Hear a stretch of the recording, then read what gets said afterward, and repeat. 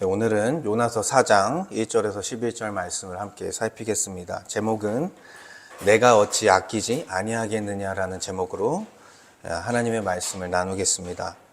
우리는 하나님을 창조주요, 우리가 주님으로 인정하며 또 예수 그리스도의 주와 그리스도로 믿는 사람들입니다. 그래서 하나님을 예배하고 또 하나님의 말씀을 듣고 기도하며 주를 위해 우리의 삶을 드리며 살아가고 있습니다. 그런데 이러한 우리의 믿음의 삶 속에서 이상하게도 끝까지 포기하지 못하는 그러한 영역들이 있다라는 거예요. 어떤 내가 붙잡고 있는 그 영역에서는요, 하나님이 아니라 나의 기준이 더 중요하고 하나님의 뜻보다 내 판단이 더 옳다고 느껴지는 그런 영역이 있다는 것입니다. 그래서 하나님께 순종하기보다는 그 영역에서는 나의 옳고 그름으로써 결정하고 판단하는 모습이 여전히 우리의 삶 가운데 있다라는 것입니다. 그래서 겉으로는 하나님을 우리가 섬긴다고 말을 하지만 나만의 영역에서는 하나님의 자리를 찬탈하고 그 자리에 나를 앉혀놓고 스스로 재판관이요 주권자가 되어 하나님처럼 행동할 때가 있다라는 것입니다. 이 요나서 4장은요, 그러한 우리의 그러한 모습을 적나라하게 보여주는 그런 본문이다라고 할 수 있습니다. 니느웨가 회개했음에도 불구하고 요나는요, 하나님의 그 긍휼 앞에서 기뻐하지 않았습니다. 오히려 분노했습니다. 왜냐하면 하나님의 구원 사역이 요나가 세워놓은 기준과 충돌했기 때문입니다. 하나님의 기준, 하나님의 구원 사역보다 요나는 자신의 기준을 앞세웠으며 그의 마음에 큰 충돌을 일으킨 것입니다.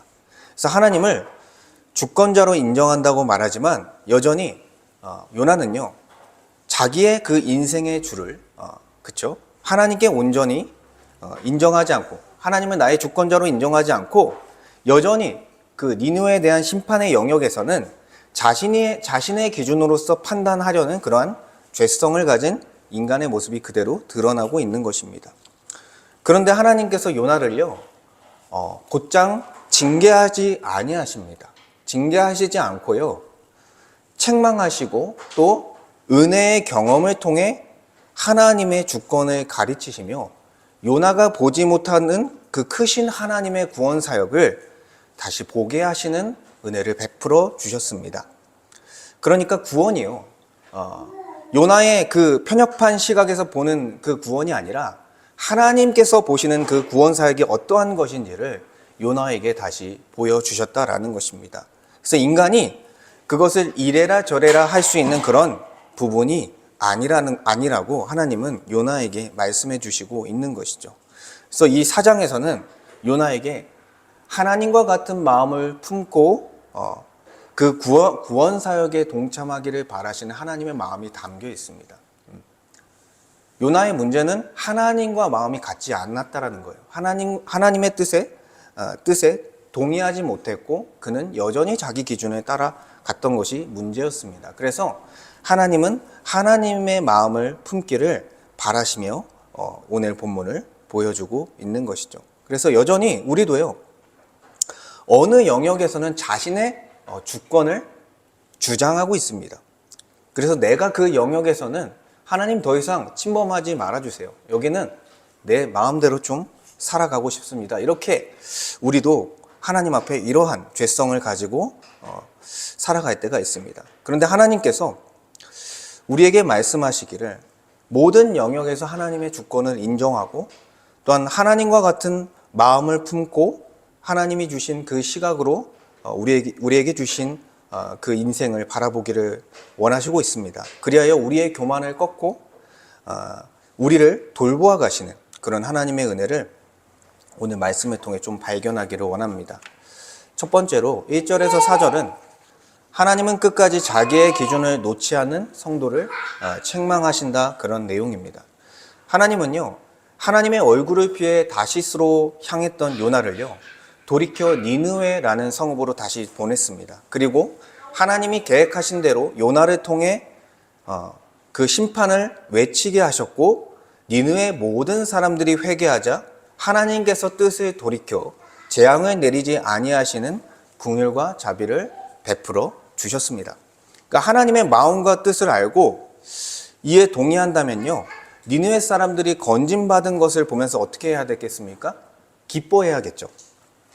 왜냐하면 하나님은 모든 사람이 구원받기를 바라시는 분이시기 때문에 하나님의 마음과 같았다면 그 구원의 현장을 보며 기뻐했을 것입니다. 그러나 요나는 어땠습니까?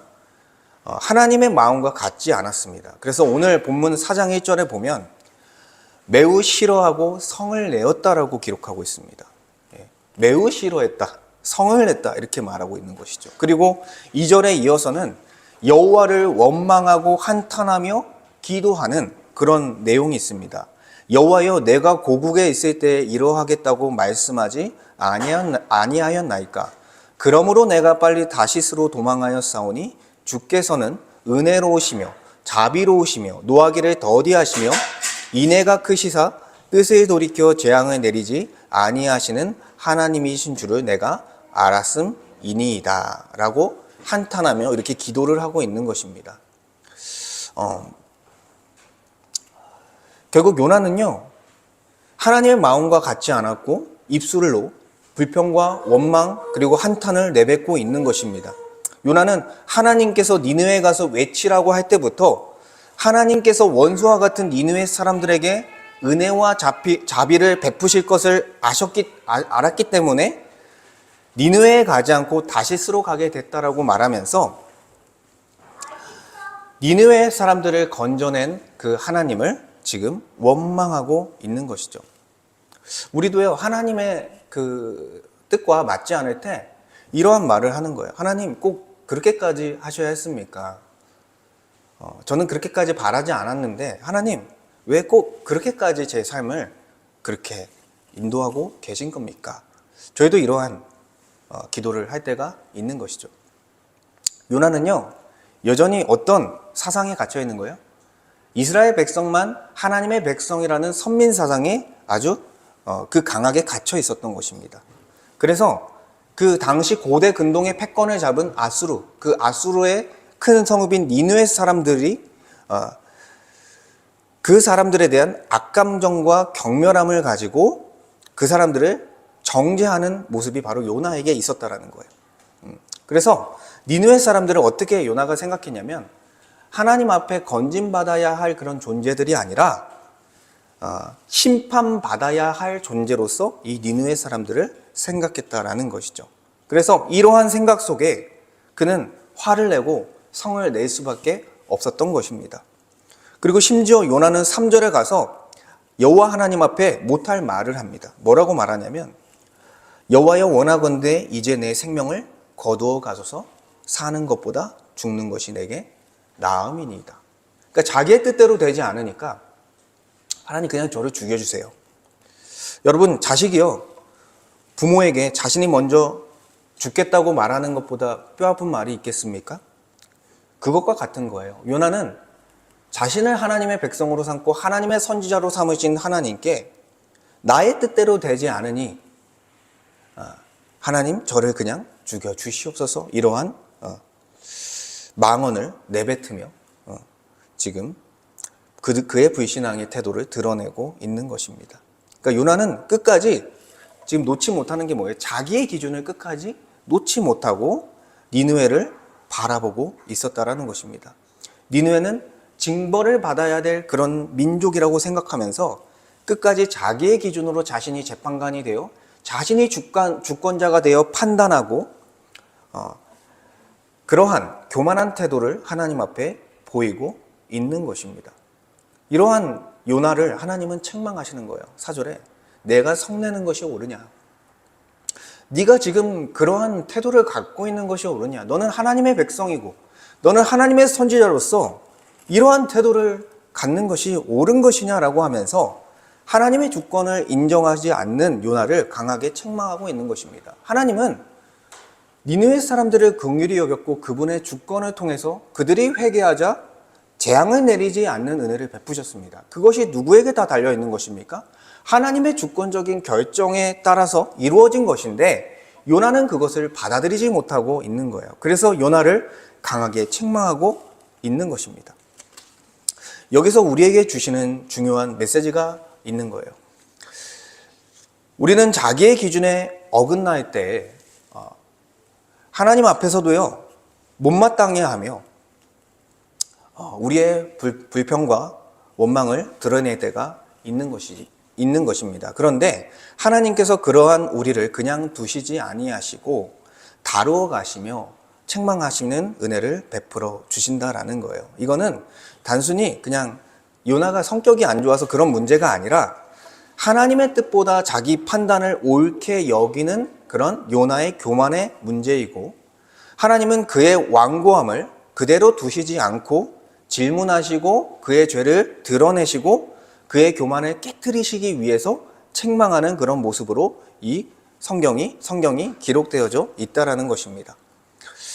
그래서 자기 기준을 끝까지 포기하지 못하는 태도는요, 결국 자기의 주권을 포기하지 못하는 교만이며, 그 뿌리는요, 자기 사랑에서부터 비롯된 것입니다. 자기의 생각, 자기의 감정, 자기의 옳음이 너무 소중하기 때문에 하나님의 뜻이 나에게 거슬릴 때 마음이 뒤틀리고 분노가 일어나는 것입니다.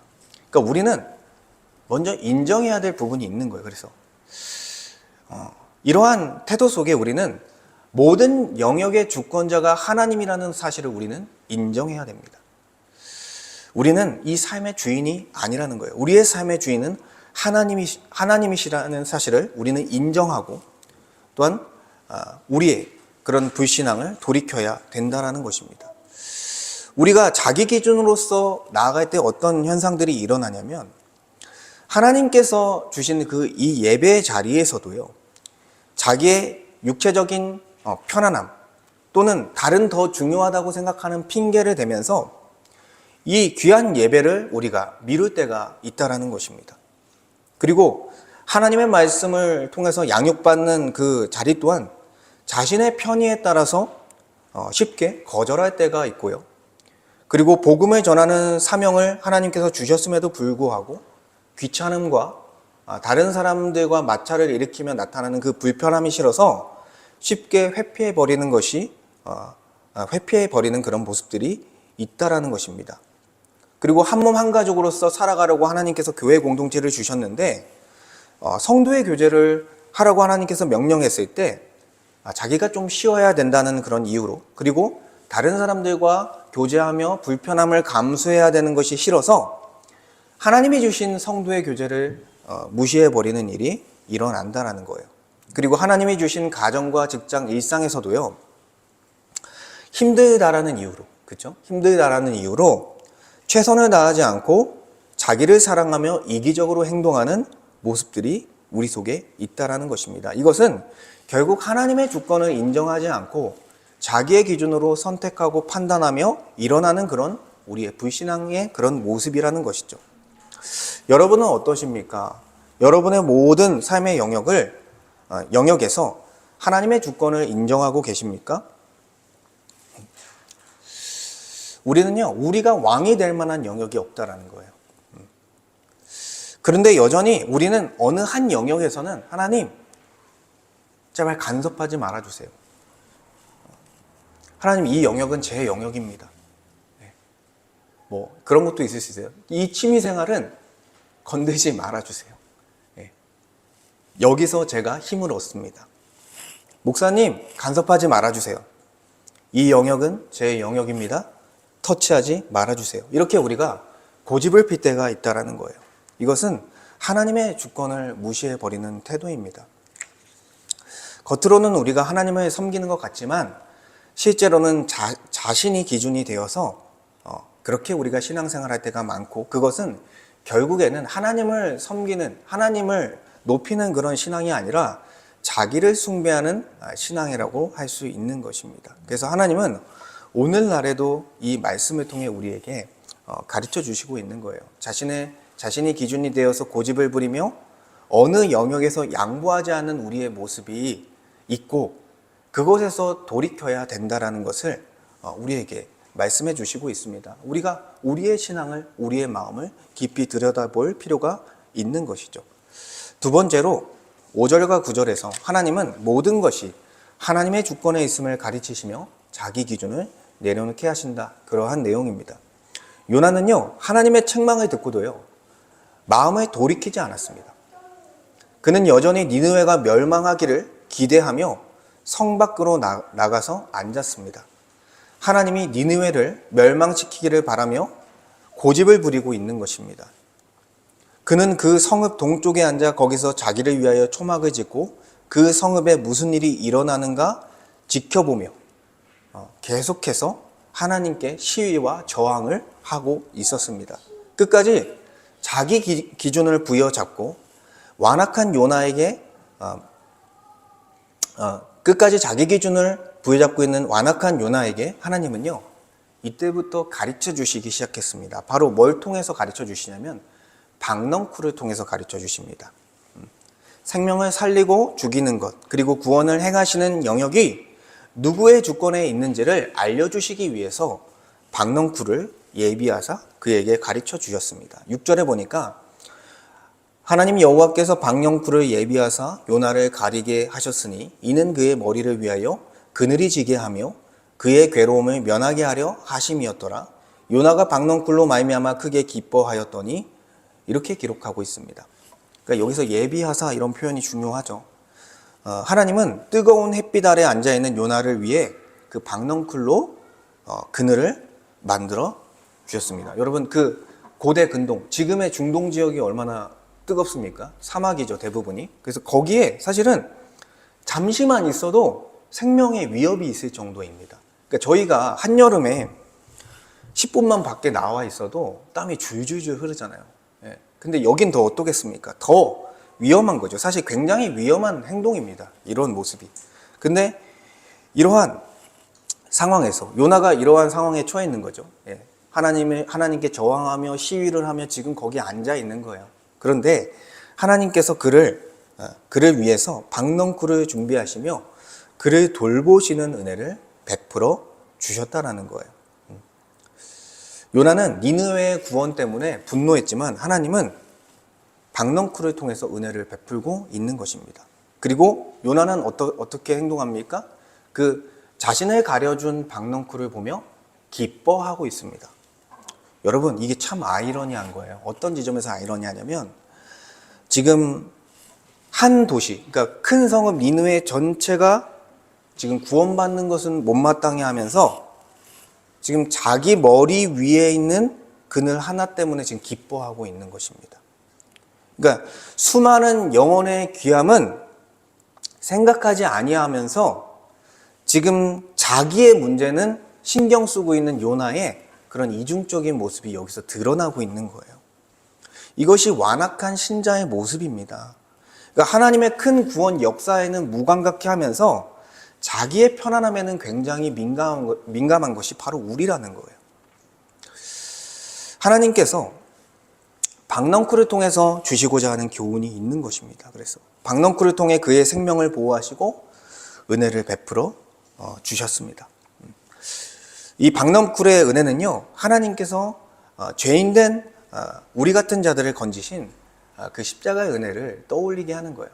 어떤 대가도 바라시지 않고 예비된 은혜로서 우리를 건져내신 그 십자가 은혜를 떠올리게 합니다. 하나님은 조건 없는 사랑을 요나에게 베풀어 주신 것이죠. 그래서 하나님은 요나 같은 사람을 아끼실 뿐만 아니라 사실은 모든 사람을 아끼시는 분이세요. 그리고 이렇게 은혜를 베푸셨고요. 그의 생명을 보존해 주시는 은혜를 베푸셨고 7절에 보니까 다시 은혜를 거두시는 모습으로 또 가르쳐 주시는 장면이 나옵니다. 7절에 하나님이 벌레를 예비하사, 이번에는 벌레를 예비하셨어요. 그래서 하나님은 박넝쿨을 준비해 주셨듯이 벌레를 예비하사 다시 그 박넝쿨을 갉아먹고 이제 뜨거운 동풍과 햇빛에 쪼이게 되는 그런 일로 하나님께서 스토리를 펼쳐 가십니다. 그래서 새벽이 됐고 이 벌레들이 박넝쿨을 다 갉아먹었습니다. 그러니까 어떻게 되겠습니까? 해가 뜨니까 엄청난 그 햇빛으로 인해서 요나는 고통스러워했고 또 동풍이 불어서, 뜨거운 동풍이 불어서 그를 또 괴롭게 했다. 그래서 요나가 혼미하여 스스로 죽기를 구할 만큼 괴로웠다. 그러니까 이게 지금 밖에 나와 있는 게 그냥 단순한 문제가 아니라 정말 그의 생명이 위협이 될 만큼 힘든 그런 상황이었다라는 거죠. 그래서 요나가 어떻게 말합니까? 내가 사는 것보다 죽는 것이 내게 나으니이다 라고 고백하고 있는 것이죠. 하나님께서 왜 주셨다가 이렇게 거두시는 그런 일을 하셨을까? 바로 이거는 요나를 깨우시기 위해서요. 요나를 깨우치기 위해서 이러한 거두시는 장면을 주신 것입니다. 그래서 박넝쿨이 내려왔을 때 요나의 괴로움이 면하여졌지만 기뻐했지만 그것을 잃어버렸을 때 그 박넝쿨이 자신에게 얼마나 소중했는지를 또 알게 하시는 거죠. 그리고 그것이 누구로부터 왔는지를 보게 하는 거예요. 우리가 은혜를 받았을 때, 우리의 상황이 좋아졌을 때는요, 이렇게 감사할 때도 있지만 감사하지 못할 때도 참 많은 것 같아요. 하나님께서 건강도 주시고 기회도 주시고 또 사명도 주시고 예배 드릴 수 있는 환경도 주셨을 때는 우리가 하나님이 주신 은혜를 잘 모를 때가 있습니다. 그런데 그것들을 거두어 가셨을 때, 그렇죠? 건강에 있어서도, 그리고 직장에 있어서도, 우리의 어떤 예배 드릴 수 있는 환경에 있어서도 그런 것이 정말 귀했구나. 거두어 가셨을 때는 그때서 우리가 깨닫게 되는 그런 모습들을 이제 보게 되는 것이죠. 그리고 그것들이 다 하나님의 은혜와 주권에 달려 있었구나. 그런 것을 우리가 배우게 되는 것입니다. 그래서 이러한 요나는 죽는 것이 낫겠다라고 말을 했고 하나님은 다시 이렇게 말을 하는 거예요. 내가 이 박넝쿨로 말미암아 성내는 것이 어찌 옳으냐. 여전히 요나는 고집을 피우고 이렇게 말합니다. 끝까지 내가 성내어 죽기까지 할지라도 옳으니이다. 이제 박넝쿨이 사라지자 이제 또 성을 내죠. 완악함의 끝을 보여줍니다. 요나가. 하나님의 질문 앞에서 여전히 자기 기준을 굽히지 않는 요나의 모습을 이제 보여주고 있는 거예요. 그래서 이 장면을 통해서 물론 요나가 완전히 돌이키는 모습은 없었지만 하나님께서 이렇게 박넝쿨을 통해서 가르쳐 주시려는 부분은 뭐냐면 주시기도 하시고 거두시기도 하시는 분이 하나님이다. 그러니까 모든 것이 하나님의 주권에 달려있다는 것을 가르쳐 주시려고 이렇게 하신 거예요. 그래서 하나님은 주권적인 결정을 통해 은혜를 베푸기도 하시고 긍휼을 베푸기도 하시고 사랑을 베푸기도 하시는 분입니다. 그래서 박넝쿨을 내려주시기도 하시고 거두시기도 하시는 것이 바로 하나님의 주권에 달려있고 그리고 구원이라는 것이 바로 하나님의 영역 안에 있는 것이고 하나님의 주권의 영역에 있다는 거예요. 그래서 네가 너의 기준으로 관여할 만한 그런 영역이 아니다라는 것입니다. 그래서 하나님은요, 오늘날 우리에게도 같은 방식으로 가르치시고 있다라는 거예요. 우리는 하나님의 큰 구원 역사에는 둔감할 때가 많습니다. 그렇죠? 교회가 어떻게 세워지는지, 다른 사람이 어떻게 돌아오는지 이런 거에는 크게 관심이 없을 때가 있어요. 그런데 내 삶의 작은 문제, 내 편안함의 문제에는 참으로 민감한 것이 우리입니다. 그래서 영원히 살아나는 일에는 무덤덤하지만 내 환경에 어떤 불편한 일들이 생기는 것에서는 쉽게 흔들리고 또 하나님 앞에 불평과 원망을 내뱉는 것이 우리라는 거예요. 그래서요, 요나는요, 니느웨의 회복보다 박넝쿨 하나를 더 크게 기뻐했습니다. 그렇죠? 우리도 하나님의 구원 역사, 교회가 세워지는 것, 예배를 통해 하나님이 영광을 받으시는 것, 말씀으로 교회 전체가 든든히 서가는 것, 복음이 전해지는 것보다 이러한 하나님의 구원 사역보다 나의 편안함을 유지하는 것을 더 우선시할 때가 많았다라는 거예요. 근데 하나님께서는 이렇게 이 박넝쿨 우리에게 주시기도 하시고 거두기도 하시면서 그 모든 것이 누구에게 달려 있는지를 알려 주시고 있는 것입니다. 그래서 우리는 거두어 가시는 하나님을 보면서 왜 이것까지 가져가십니까? 왜 이것까지 가져가십니까? 이렇게 우리는 원망할 때가 있는 것이죠. 근데 그것을 통해서 우리에게 알려주시는 바가 있는 거예요. 모든 것이 하나님의 주권에 달려 있는 것이구나. 그래서 여전히 자기의 기준으로, 자기의 힘으로, 자기의 능력으로 자기가 가진 영역을 해 나갈 수 있다고 생각하는 것들을 거두어 가심으로써 깨트려 주시는 거예요. 그래서 하나님은 강압적인 방식이 아니라 오래 참으시면서 말씀으로 또 교회 지체를 통해 그 삶의 어떤 상황 속에서 우리에게 경험시키고 깨닫게 하시면서 우리의 모든 삶의 영역의 주권이 누구에게 있는지를 알려주고 있는 것입니다. 여러분의 삶의 주권이 누구에게 있습니까?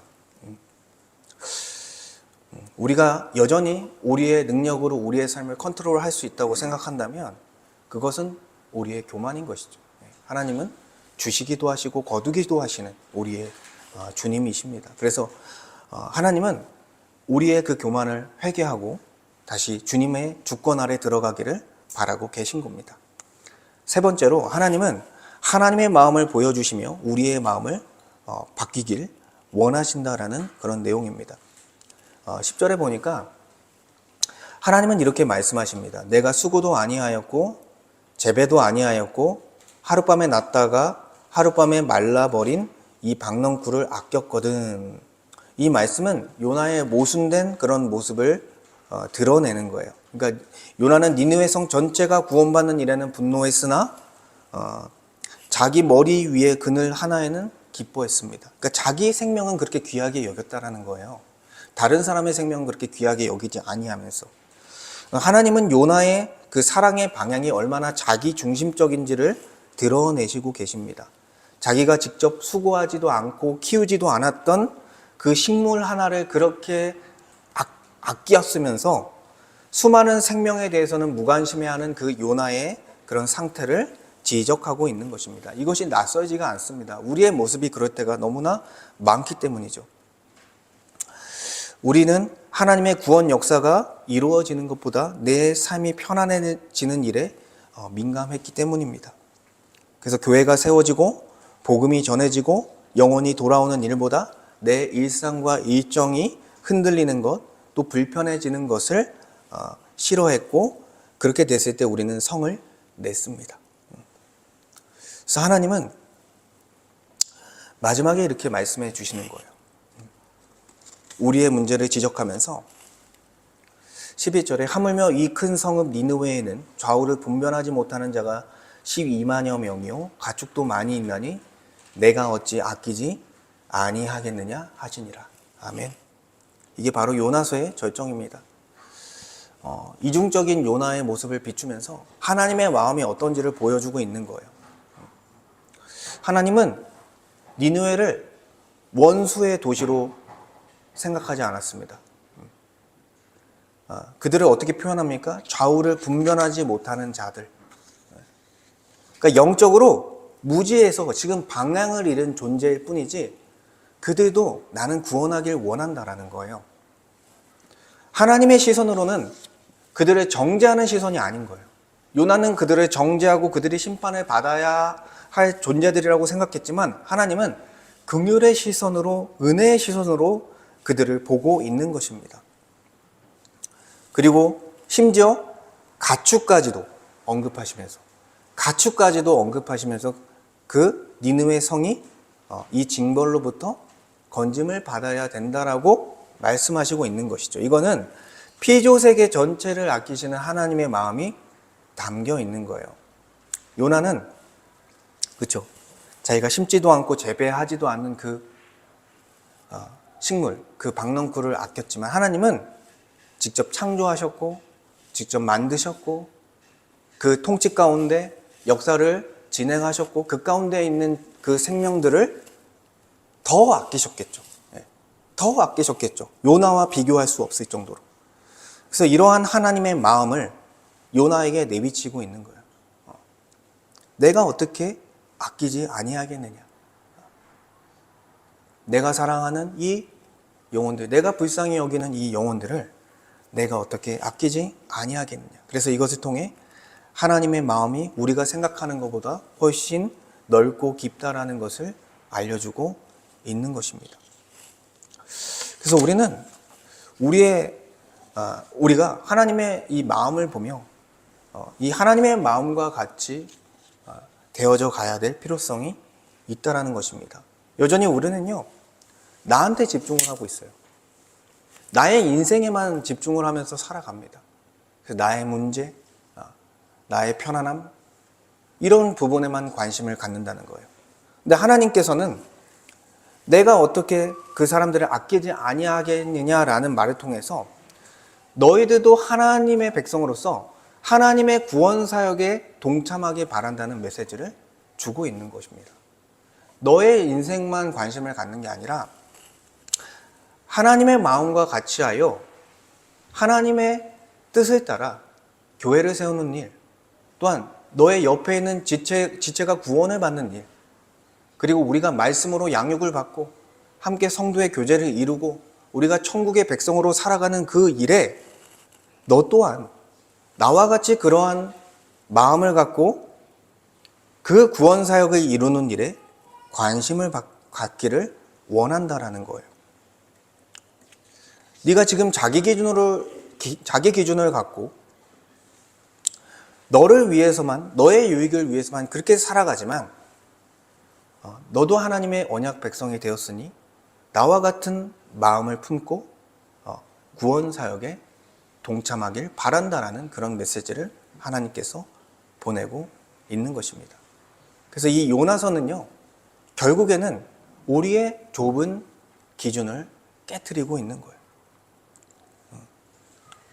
우리의 자기 기준을 깨트리고 하나님이 우리의 기준이 되어져서 하나님의 마음에 우리가 합하여져서 하나님의 주권을 인정하고 주님이 원하시는 뜻과 방향대로 함께 나아가기를 하나님은 바라시고 있는 것입니다.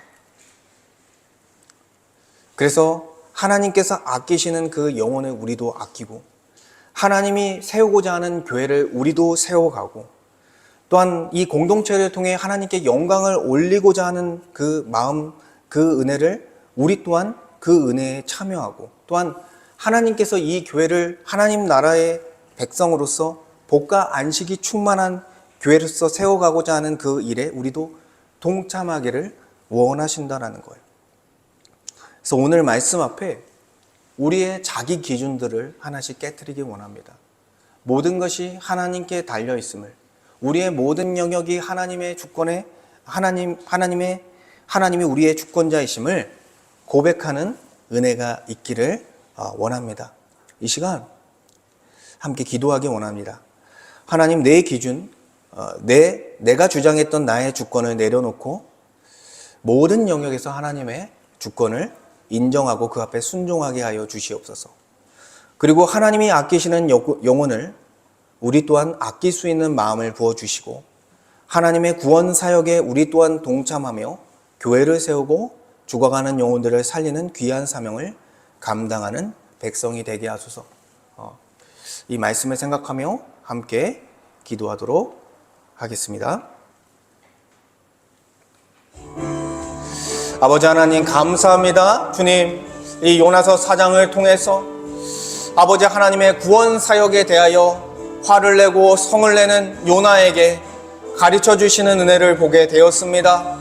아버지 하나님, 우리는 자기 기준으로 판단하며 하나님의 뜻이 우리와 충돌할 때 우리는 하나님을 원망하고 정말 우리는 하나님께 불평을 늘어놓았습니다. 우리는 너무나 어리석어 불신앙적 태도를 가지고 하나님을 신뢰하는 것이 아니라 나에게 조금이나마 피해가 올 때 하나님 앞에 불평을 내뱉는 것이 우리의 현실이었습니다. 주님, 우리를 불쌍히 여겨 주시옵소서. 하나님은 박넝쿨을 내려주시며 또한 거두시며 또한 우리에게 은혜를 주시고 또한 그 은혜를 거두시는 분이 바로 하나님이라는 사실을 알려주셨습니다. 모든 영역의 주권이 하나님께 있음을 알려주셨습니다. 우리가 주권자가 되어 하나님의 자리에 우리가 앉아 우리가 하나님의 자리를 찬탈하고 우리가 주가 되어 우리의 기준으로 우리의 판단으로 우리의 선택으로 우리의 인생을 이끌어가려 하지만 아버지, 그것이 어리석은 것이며 그것이 교만한 것이며 그것이 하나님 앞에 얼마나 큰 불신앙인지를 이 말씀을 통해 보여주시니 감사합니다. 자기 기준을 깨트리게 하여 주시옵소서. 우리의 기준으로 선택하고 판단하고 선택하는 그 모습을 깨뜨리시고 하나님의 기준을 가지고 하나님이 우리의 기준이 되어져서 또한 하나님의 마음과 뜻을 헤아리고 그 마음에 합하여져서 우리의 인생을 살아내기 원합니다. 하나님의 뜻하신 바를 따라서 그 마음을 정하고 하나님을 사랑하고 내 이웃을 내 몸과 같이 사랑하는 방향을 정하여 자기를 사랑하는 그 모습에서 벗어나 하나님을 사랑하는 자로 살게 하여 주시옵소서. 하나님의 기준으로 살게 하여 주시옵소서. 주님의 은혜가 필요합니다. 우리의 고집스러운 그 기준을 깨트려 주시고 아버지 우리의 불신앙을 깨트려 주셔서 하나님이 원하시는 하나님과 마음이 합하여진 자로서 주님이 신실하게 주님이 주신 신앙의 길을 걸어가게 원하오니 아버지 하나님께서 은혜를 베풀어 주시고 우리 성도님들의 삶 하나하나 가운데 찾아오셔서 주님께서 그들의 삶을 변화시키고 오직 하나님께 영광을 올려드리는 삶으로서 그 인생을 이끌어 주시옵소서. 주님이 함께 할 줄 믿습니다. 아버지 하나님께서 은혜를 베풀어 주시옵소서.